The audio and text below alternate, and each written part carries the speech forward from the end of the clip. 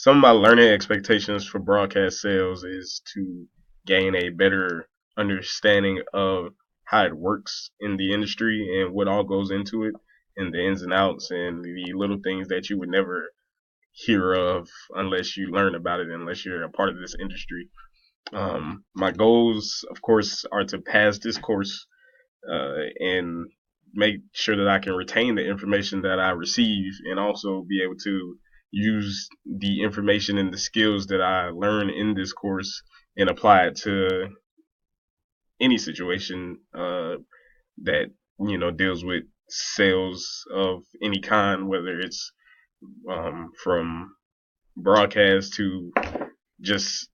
a regular sale of maybe clothes or anything like that. Those are some of my goals that I look to achieve